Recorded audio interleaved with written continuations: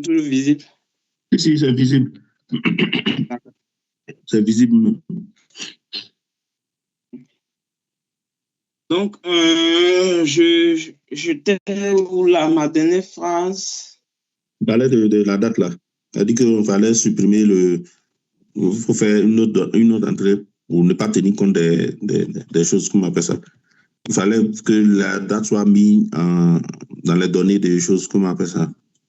Dans la base, en tenant compte le jour, et puis le mois, et puis l'année, OK. pour que ça puisse s'actualiser automatiquement, quoi. D'accord. Donc, on a parlé de la première méthode, c'est d'aller découper la date dans la base de données. Dans la base de données, oui. Voilà. Et la seconde méthode, c'est ce que je viens de montrer. On passe, au lieu d'utiliser les segments, on peut utiliser la chronologie. Donc, on va dans analyse, et puis dans la partie insertion, il y a en haut, c'est écrit insertion, insérer un segment. En bas, c'est écrit insérer une chronologie. C'est bon? Donc, quand j'écris ici, insérer une chronologie. Insérer une chronologie ici nous permet de récupérer toutes les colonnes contenant des dates. C'est-à-dire, lui, il ne travaille que sur les dates. D'accord. Donc, ici, on a la date d'échéance, la date de règlement. Donc, on va utiliser notre... Je fais OK. Donc, il me fait sortir ce petit élément que je vais agrandir. Donc, lui, par exemple, il me permet, par exemple, de faire une analyse sur le mois. Donc, là, on a juillet, août, septembre. Il a la possibilité, c'est avec le filtre ici, où là, c'est écrit mois, pour dire que l'élément chronologique est paramétré sur le mois. Sur le mois, d'accord. Je peux dérouler et puis le paramétrer sur le trimestre. Ça va, donc il me donne les trimestres de l'année. Le trimestre de l'année, oui. Selon la base de données. J'ai la possibilité de le paramétrer également sur les jours. Là, il me donne tous les jours. Tous les jours de... Mais ça, c'est long. Je ne vois pas trop l'utilité de pouvoir faire une analyse comme ça. Par jour, oui. Okay? Voilà, par jour. Là, j'ai cette possibilité-là d'également faire l'analyse par année. Donc là, dans ma base de données, je ne travaille que sur une année. Donc, si j'ai plusieurs années, ces années-là allaient s'afficher. OK. Donc, cet élément, il permet vraiment de faire une analyse par mois. Et ce qui va se passer, par exemple, si on fait par mois et que je clique sur janvier, si tu remarques bien, il y a un changement au niveau du chiffre d'affaires. Le chiffre d'affaires, oui, oui. Février, chiffre d'affaires, mars, avril, mai. Voilà, donc, tu vois bien qu'il y a des variations, il y a des changements qui s'opèrent.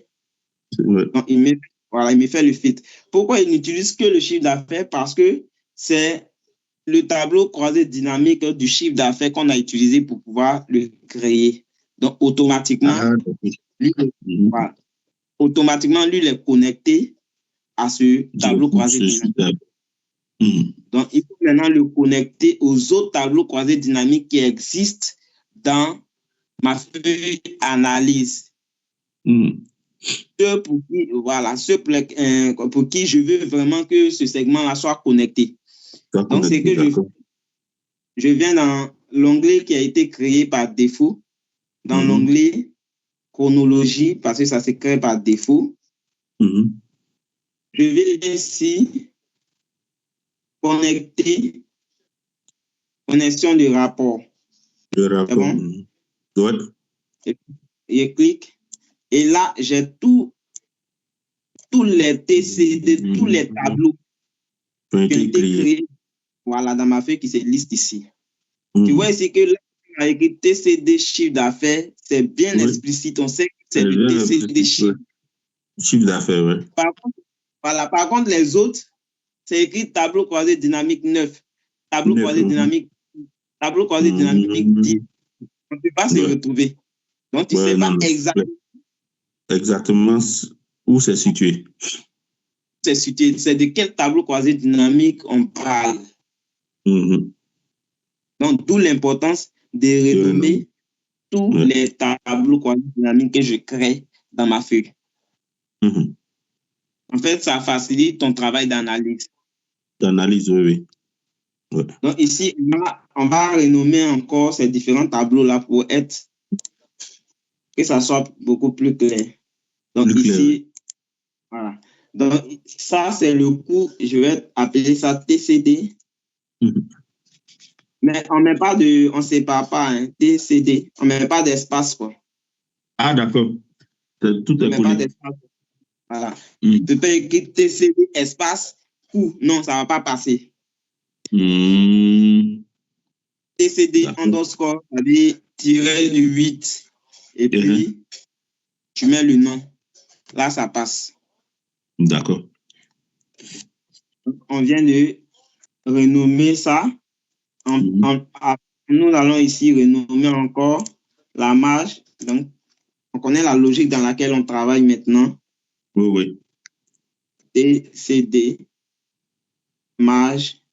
C'est important aussi parce que si, par exemple, tu veux faire un développement, c'est-à-dire créer un code, bon, ça, c'est une parenthèse pour le VBA, par exemple. Le VBA, ça te permet facilement de pouvoir récupérer ces noms dans ton code.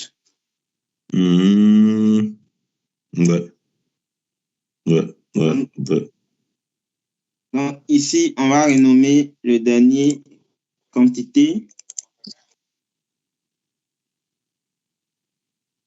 Donc, TCD quantité. OK. Donc là, si maintenant on revient sur notre tableau, notre chronologie. OK. On revient là et qu'on fait connecter. Là, on voit bien maintenant que tous les éléments tout est explicite. Voilà. Donc, je peux maintenant choisir parmi les tableaux croisés dynamiques les éléments pour lesquels je souhaite que mon chronogramme soit connecté. Voilà. Parce que là aussi, on doit faire attention. Ce n'est pas parce qu'il y a plusieurs tableaux croisés dynamiques qu'on va tout cocher. Voilà. Donc, on coche les tableaux croisés dynamiques pour lesquels vraiment cette analyse est pertinente. C'est bon? Donc, ici, c'est bon. par exemple, voilà, la marge sur le mois, c'est important. Le coût par mois, c'est important. Et puis, la quantité par mois, c'est important. Donc, on coche tout ça et on met OK. C'est bon? Cette fois-ci, si je fais mon analyse, tous les éléments vont bouger. OK? On voit que tout bouge. OK, super. Donc, ça, c'est la deuxième méthode. Parce que la première méthode, elle dit quoi? Utiliser les segments, il fallait aller dans la base et dans puis découper. C'est ça, non? Découper la date en chose. Et puis, avoir les colonnes de ces différentes dates-là dans mon TCD qui va me permettre de pouvoir faire ce segment-là. Maintenant, ce qu'on peut faire, c'est de créer par exemple, un TCD qui incorpore, qui prend en compte les dates. Un TCD, oui, puisque si les dates sont incorporées, ça sera plus facile.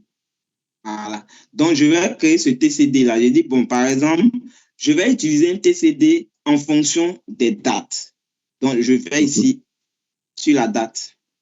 Quand je coche, tu vois qu'automatiquement, Excel va découper cette date-là en mois. Tu vois, en mois, en jours, et en année. Et quand je descends ici, je vois ces trois catégories de dates-là. Il y a la date, et jour, mois, année. Il y a le jour. Et puis, il y a le mois. Pourquoi il n'a pas mis l'année ici? Tu peux, à ton avis, tu peux me dire pourquoi il n'y a pas l'année? Parce que là, je vois le mois, le jour, et puis je vois la date. À cause de choses, comment on appelle ça? L'information là n'a pas été sélectionnée par jour. Parce que la date a été sélectionnée, mais dans la base, peut-être bien. Oui, est-ce que je pense? En fait, ici, il n'a pas pris en compte l'année, parce que dans ma base de données, je ne travaille qu'une année. Ouais, d'accord. Oui, c'est vrai. Oui. Voilà, donc si par exemple, voilà, on va aller par exemple sur la même, comment on appelle ça, sur les dates, et puis on va essayer de changer quelque chose. On va essayer de modifier quelques dates pour voir ce que ça donne. Par exemple, je vois ici, là, je vais prendre par exemple 2023. C'est le test, 2023. Donc, je vais modifier quelques lignes pour que ça soit plus clair.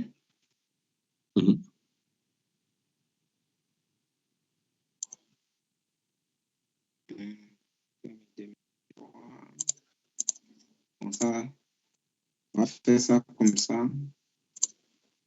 Juste en guise d'exemple. OK. Donc là, maintenant, j'ai modifié dans ma base. Il faut toujours actualiser. Et donc, j'actualise d'abord pour que les informations soient prises en compte. OK, donc, j'ai actualisé. Je vois que ça n'a pas été modifié.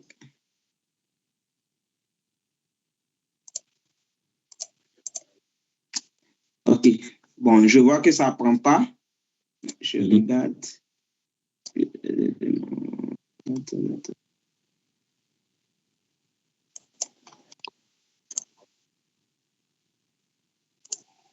On liste tout ça. OK. Bon, je vais supprimer d'abord pour voir. Je vais reprendre le TCD en fait. OK, donc je copie ça. OK, donc chiffre d'affaires en fonction de la date. Bon, on va avancer parce que là, il ne prend pas. Mais ce qu'on doit retenir ici est que si on travaille, si la base de données a plusieurs années, il va découper tel qu'il a découpé ici en mois, en jour. Le travail que j'avais dit, on devait faire au préalable dans la base de données là. Ça te permet de faire ça. Te permet de faire ça ici. Okay? Ce qui fait que si je veux maintenant créer un segment, je viens sur le TCD de comment on appelle ça, du chiffre d'affaires. Voilà. Et que je fais analyse, je fais insérer un segment. Ce qui va se passer, j'aurai maintenant les éléments de mois. C'est-à-dire là, ce que je n'avais pas au départ. Au départ, oui. J'avais que la. Voilà, maintenant j'ai le mois et puis les jours. Donc, je clique. Voilà. Et quand tu remarques, c'est écrit mois entre parenthèses date. Ça veut dire simplement. Ça veut dire simplement que cette partie-là, en fait, n'est pas une colonne de la base, mais ça provient de la colonne qui a une parenthèse. Qui est la date. D'accord. Voilà. Donc, en fait, ce qu'on voit, c'est les en-têtes de colonne. Mais c'est que ces deux-là ne sont pas des en-têtes de colonne, mais ils viennent de la date. La date. Donc, je clique dessus et fais OK. Cette fois-ci, j'ai bien mon segment avec les différentes dates et les différents mois. Mois. Voilà. J'ai bien mon segment avec les différents mois. Et maintenant, là, tu vois qu'il y a ici, c'est bien bleu, là, c'est comment on appelle ça? C'est C'est bleu bleu clair. grisé. Voilà, Oui. bleu clair. Mm-hmm. En fait, il a récupéré ces informations-là parce que nous sommes dans un cadre de date. Donc, il s'est dit, on peut aller jusqu'à cette date-là. D'accord. Voilà, à cette date-là. Mais moi, dans mon analyse et puis dans la propriété de mon chiffre d'affaires, c'est-à-dire dans la propriété de mon tableau de bord, je ne veux pas avoir tous ces éléments à traîner. Donc, ce que je vais faire, je vais simplement aller sur l'onglet segment qui est créé à défaut et puis venir dans paramètres de segment. D'accord. Paramètres de segment, je vais c'est-à-dire, c'est bon? Oui, c'est bon. Paramètres de segment, je vais masquer les éléments sans données. Ouais. Quand je vais cliquer dessus, ce qui va se passer est que quand je vais faire OK, tous les éléments où il n'y a pas de données vont disparaître. D'accord. Je vais ordonner mon segment, le mettre en forme. Pour la mise en forme, on va voir quand on va arriver sur le tableau même en question, quand on va commencer à incorporer les informations dans le tableau de bord, on va voir comment mettre en forme ce segment-là pour qu'il s'incorpore en fait à mon code couleur et puis au fond de mon tableau de bord. D'accord. Voilà, donc là, je viens de créer mon segment. Il est toujours associé à mon tableau de bord, à mon TCD chiffre d'affaires. Il ne touche pas les autres. D'accord. Voilà, donc on fait la même chose, segment, et puis on vient en connexion des données telles qu'on avait fait l'autre. Voilà, et puis on active toutes les connexions. J'ai fait OK. Donc cette fois-ci, j'ai un segment voilà, qui me permet de faire cette analyse.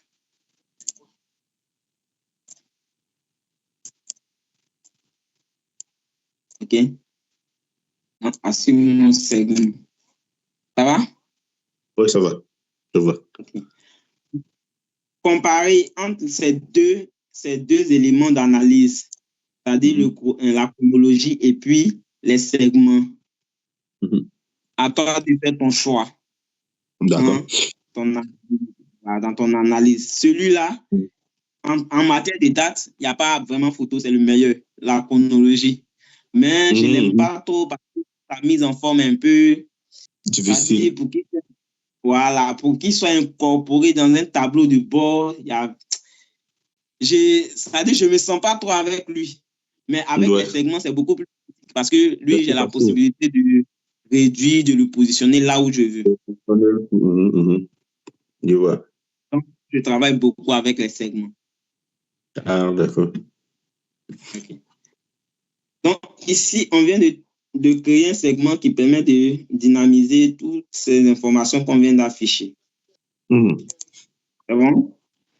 Maintenant, on va faire, comment on appelle ça, passer à un élément. Je sais que c'est cet élément-là même que tu attends. C'est-à-dire, comment on va créer, comment on va mettre en place, comment on appelle ça, notre TCD, l'information qui va nous permettre de vraiment générer une carte dans notre tableau. Dans notre tableau. C'est ça. J'ai essayé de parcourir un peu les vidéos là. Il y a un gars, je suis tombé dessus là. Oh, c'est pas facile. Hein. Il fait coordonner Y, il dit yeah. Le gars là, il regarde après, il dit c'est bon, j'ai patienté. Mais bon, ça veut dire qu'on dirait quand tu as une bonne maîtrise, ça devient passionnant, quoi. Ça devient passionnant parce que Excel, il faut dire que c'est la passion. Parce que tu vas faire, je ne dis pas ça pour décourager pour ceux qui se forment, mais tu vas faire une formation. Tant que tu ne mets pas en pratique, tu n'es pas au quotidien avec la chose, elle va te laisser. Ouais, tu as dit oui, je fais, mais il faut avoir une bonne maîtrise, quoi. Il faut avoir un truc où tu es en train de pratiquer ça au fur et à mesure. Voilà, tu pratiques. Et puis, il faut toujours créer les conditions pour pouvoir mettre en pratique. Ouais. Créer les conditions de mettre en pratique, travailler sur les tableaux, chercher à améliorer vraiment le plus finement possible comme outil. Mais de toujours faire des recherches et puis toujours se bonifier. Bonifier, ouais. Il n'y a pas à dire que je maîtrise. On ne peut pas tout maîtriser. La preuve, les sont tellement nombreuses que bon, tu ne peux pas tout maîtriser. Mais déjà, quand tu as un certain niveau, tu sais au moins, plus ou moins, comment faire pour pouvoir aboutir à tel résultat et puis aller plus vite. Parce que c'est ça aussi. Voilà, il y a beaucoup qui connaissent les formules. Ils connaissent les formules, mais quand, en face d'un cas pratique, tu ne sais plus ce que tu as utilisé. Tu as utilisé, ouais. Ça, c'est vrai. Donc, on va passer à cette étape-là. Voilà. Ça va nous permettre de pouvoir mettre en forme les graphiques, tout et tout, créer des designs. Donc, par exemple, déjà, pour pouvoir le faire, il faut avoir comment on appelle ça? Il faut avoir dans tes données, parce que tout part des données. Il faut avoir dans tes données les informations que je vais faire ressortir. Ici, par exemple, dans notre base de données, on a la partie qui nous liste les villes dans lesquelles nous commercialisons. J'ai ces villes. Maintenant, ici, la méthode qu'on va appliquer, je dirais, elle est vraiment, c'est de façon manuelle qu'on la met en place. Après, c'est de l'automatisme dans l'analyse, dans la visualisation, mais c'est de façon manuelle. C'est quelque chose que nous-mêmes, on crée. D'accord. Voilà, il y a d'autres méthodes. Sur le Power BI, comme ça, il y a d'autres méthodes où on a la possibilité, par exemple, d'incorporer des cartes, tout et tout. C'est beaucoup plus pratique avec les données européennes parce que eux, ils sont paramétrés à la longitude et à la latitude, tout ça. Donc, le logiciel peut récupérer et interpréter ces informations-là. Or, à notre niveau ici, notamment en Côte d'Ivoire ici, ces données, on n'a pas de base de données qui nous retrace vraiment ces informations sur lesquelles on peut se baser pour pouvoir vraiment les incorporer au logiciel pour qu'automatiquement, il nous fasse sortir la position de chaque ville et de chaque région. Voilà, donc, le travail que nous faisons maintenant, c'est un travail vraiment manuel. C'est-à-dire, nous-mêmes, on va déterminer les positions de chaque ville de notre région. On a plus ou moins une idée de tout ça. De où ça se positionne. Donc, il y a des petits calculs, les Y, les X qui vont s'ajouter dans tout ce qu'on va faire. Est-ce que ça ne va pas nous embrouiller? Non. Maintenant, si par exemple, donc c'est les X, les Y là, on doit prendre les positions, genre par exemple, j'ai les positions réelles du GPS. C'est-à-dire que j'ai pointé le magasin réellement. Et que est-ce que je peux insérer ça? Bon, position avec le GPS. Voilà, parce que il faudra maintenant, parce que c'est bon, on a la position réelle du GPS. Le GPS, bon, c'est. Donne-moi un exemple par exemple. Par exemple, je vais visiter un magasin parce que moi, c'est ce que j'ai fait. Tous les magasins de mes grossistes, là, je les ai référencés. Donc, je suis allé, quand j'arrive, je prends directement mon téléphone, je fais le géoréférencement à partir des coordonnées GPS. Donc, au niveau de Google Maps, là, ça me permet de positionner et puis je récupère après les données, là. Donc, j'ai une base, par exemple, où j'ai les coordonnées X et puis les coordonnées Y. Ça me met n'importe quoi, moins 600 et quelques là-bas, ou bien moins 6 000, un truc comme ça. Donc, souvent, j'ai pas. Cette base-là, tu as la possibilité de partager. Si, si, D'accord. je peux te l'envoyer. Je vais l'analyser. Je vais essayer de voir. Et puis, on va voir si on pourrait intégrer ça de façon automatique dans notre travail. Ce qu'on va faire aujourd'hui, on te permet de pouvoir, de façon globale, par ville, avoir le volume d'affaires par ville. D'accord. Voilà. J'ai pas de problème. Je suis présent, par exemple, à Boaké, le volume global, j'ai la possibilité, au travers des cercles de volume que je vais voir, et que dans telle ville, on fait beaucoup plus de ventes. Maintenant, nous, segments nous permettent de savoir quel est le produit qui est le plus vendu dans telle ville, dans telle région, dans telle localité, en fonction. Voilà. Voilà. En fonction du produit et en fonction de la période. Par exemple, s'il était en janvier, quel était le produit qui était le plus vendu à Boaké? Et pourquoi? Voilà. Ça te permet peut-être de faire une analyse fine. D'accord. Donc, ici, on va commencer. Donc, on va... OK. Donc, première étape, c'est d'abord de créer un tableau croisé dynamique. Je parle toujours de celui que j'ai créé en début. Je le copie. Donc, ici, je vais déjà faire ressortir le chiffre d'affaires par ville. Par ville, d'accord. Okay.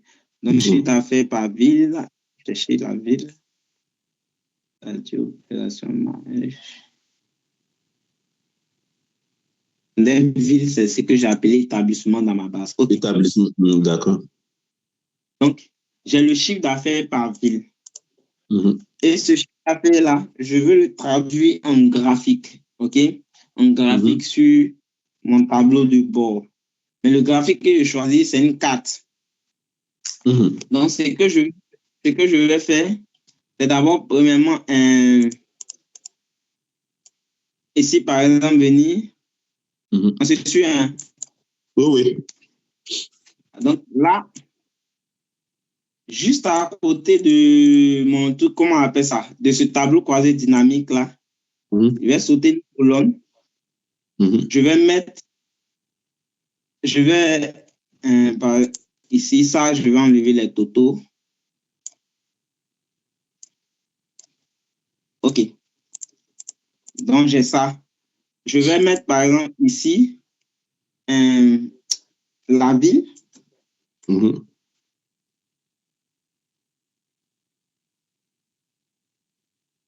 La ville. Je vais mettre le chiffre d'affaires par ville. Je vais mettre la position X et la position Y de la zone. Je vais mettre le chiffre d'affaires max. Okay. Le chiffre d'affaires max. Donc, ça, c'est un petit tableau que j'ai créé qui va me permettre de pouvoir faire cette analyse. Faire une petite mise en forme. OK. Donc, dans ce tableau que je suis en train de créer, bon, disons la place des données que je suis en train de créer, je vais récupérer les données venant de ce tableau croisé dynamique. C'est bon? Oui, c'est bon. OK. Donc, pour ce faire, je vais... Si, par exemple, au niveau de mes villes, OK, je sais plus ou moins comment mes villes sont cartographiées. Je connais vraiment l'étendue, comment ça se passe, tout et tout. Donc, les villes qui existent dans ma base, je vais venir les recopier. Ça veut dire je vais les utiliser, je vais les copier et puis venir les coller ici. Là, je colle des valeurs, OK? Donc, j'ai mes villes qui sont là, toutes mes villes. Maintenant, comme ces informations, comme le chiffre d'affaires, c'est des choses qui sont variables. C'est pas fixe. Je ne peux pas copier, coller. Si je copie et que je colle, j'aurai des informations fixes. Donc, à une période donnée, je n'aurai pas la variation qu'il faut. Donc, ce que je dois faire, je vais récupérer ces données-là avec une formule, la régime V. D'accord.